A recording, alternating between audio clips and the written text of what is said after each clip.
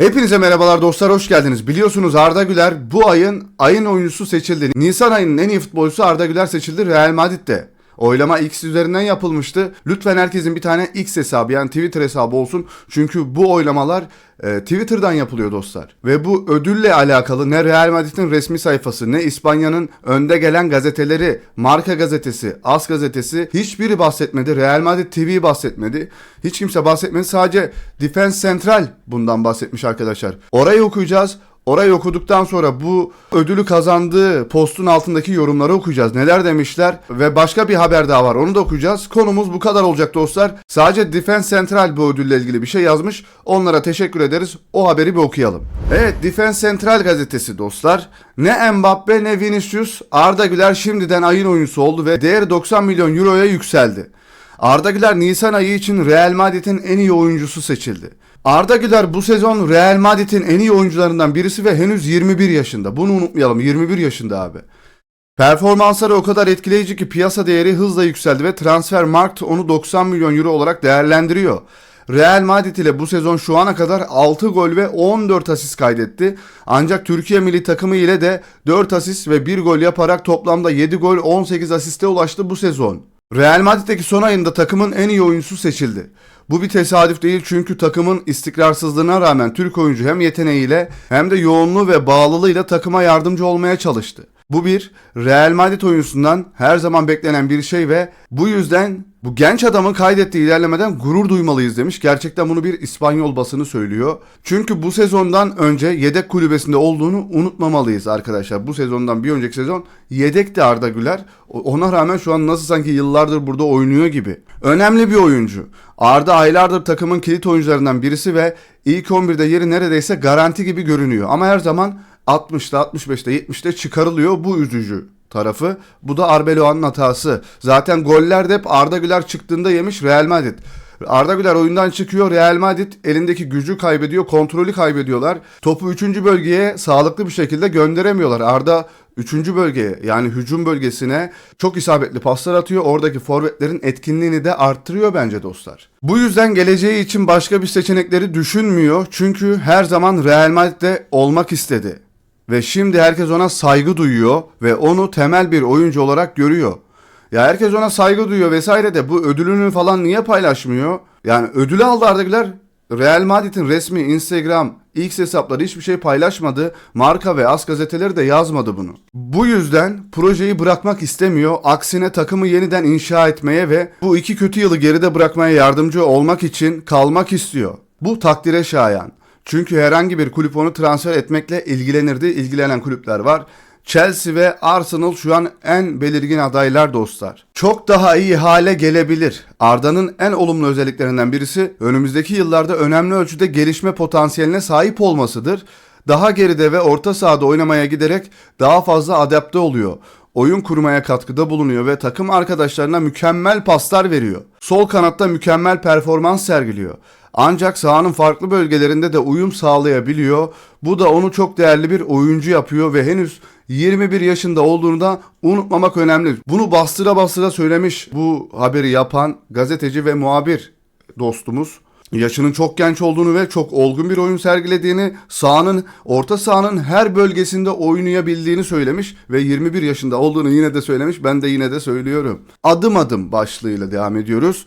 Bu sezon gösterdiği büyük etkiye rağmen Real Madrid onunla ilgili aceleci davranmak istemiyor. Genç oyuncular her zaman yakından takip edilmelidir. Çünkü iniş çıkışları olduğu gibi bu nedenle de göz ardı edilmemeli veya küçümsenmemelidirler. Arda'nın durumu bunun mükemmel bir örneğidir. Çünkü bu sezon formda önemli bir düşüş yaşadığı ve bazı kişilerin büyük maçlarda yeterli olmadığını düşündüğü zamanlar oldu. Ardından Manchester City ve Bayern Münih'e karşı inanılmaz 2 eleme maçı çıkarttı. Büyük maçlarda kayboluyor diyenleri utandırdı Arda Güler'imiz. Gerçekten çok başka oynadı bu sezon. Yani dostlar, Arda Güler bir yerde yükselmeye, büyümeye, gelişmeye devam ediyor. Biz onu desteklemeye devam ediyoruz. Bu ödülü almasında da gerçekten elimizden gelen her şeyi yaptık dostlar. Ben gönlüm rahat ve gurur duyuyorum o ödülü almasıyla beraber. O ödüle baktıkça ve sakatlık döneminde olmasına rağmen ayın oyuncusu ödülünü alabiliyor. Sakatlanmasa belki daha iyi performansları da olacaktı ve buna rağmen o evde yatıp dinlenirken, o sakat bacağıyla bu dinlenirken bu ödülü alması ona moral verecektir. İyileşmesini hızlandırır inşallah. Moral çok önemlidir arkadaşlar. Biz ona bütün morallerimizi gönderdik buradan. Umarım bir an önce dönüp o da bizim milli takımımızla başarılarını gösterip bizi sevindirir. Biz onu sevindirdik, o da bizi sevindirsin. Onu çok seviyoruz, desteklemeye devam edeceğiz dostlar. Evet, bu sayfada biliyorsunuz Futbol Maho sayfasında oylama yapılıyor. Buradan like atıyorsunuz ve retweet yaparak bu oylamaya katılıyordunuz. Biz aynısını yaptık. Gelen yorumlara bakalım. Nasıl olacağını görüyorsunuz zaten. Vinicius daha çok beğeni aldı. Bunun bir önemi yok. Bu ödül Bayern'e karşı yaptıklarından ve azminden dolayı çocuğa verilmeli demiş. Yılmaz Uğur, bu da bizim takipçimiz. Arda Güler her yerde destekliyor da. Evet, Priceless yazısının önündeki fotoğrafı paylaşmış birisi. Arda Güler diye herkes sevinmiş. Burada doğru tercih diyen var. Arda Güler La Liga rekorları kırdı. Daha ne söylenebilir ki demiş. Hak etti ve Vini hayranları bot kullanıyordu arkadaşlar demiş. Bu da gerçekten Vini hayranları bot kullandılar. Arda milleti başardık, tebrikler. Evet, aynen böyle sevinmiştik ödülü alınca o da. Başkası olsaydı anında açıklarlardı. Vini'nin kazanması için beklediler. Ama Arda hak edilmiş bir ödülü aldı. Sakatlanmasaydı daha çok işler yapacaktı. Tebrikler, bu ödül sakatlık zamanında sana motive olur demiş. Tebrikler Arda'mız, Allah'ım seni hep korusun, şanını yücelsin, amin.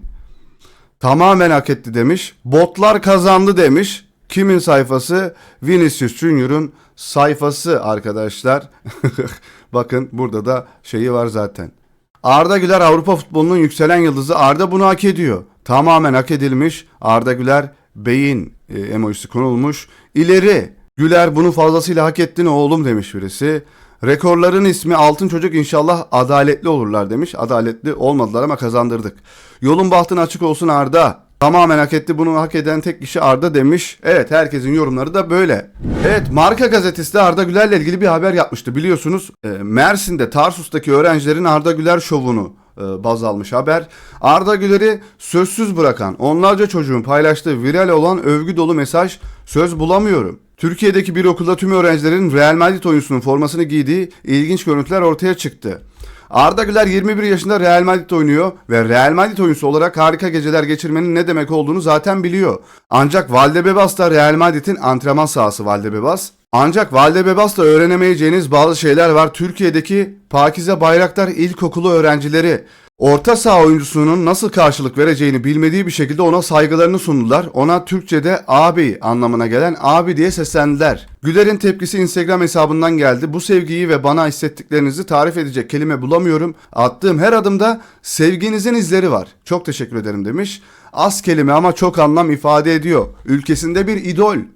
Real Madrid'in genç yıldızı sözleşmelerden veya transfer piyasasından anlamayan, ancak birinin gerçekten ulaşılabilir olup olmadığını mükemmel bir şekilde ayırt edebilen çocukların güvenini kazandı. Güler en azından Pakize Bayraktar'daki çocuklar için en iyisi, bizler için de en iyisi, hepiniz için de en iyisi olacaktır zamanla inşallah. Evet dostlar, Arda ile ilgili basında yer alan haberler bu şekildeydi. Hiç kimse Arda Güler'i paylaşmamışken Defense Central'e teşekkür ediyoruz buradan. Hala Real Madrid resmi hesabından ayın oyuncusu ödülü kutlamasını yapmadı Arda Güler için. Üzücü. Evet, videomuz hoşunuza gittiyse eğer videomuza like attıktan sonra kanalımıza abone olup bildirim zilini de açarsanız bizi çok ama çok mutlu etmiş olursunuz ve bize destek olmuş olursunuz. Sonraki videolarda ve yayınlarda görüşmek üzere. Kendinize çok iyi bakın. Hoşça kalın. Bye bye.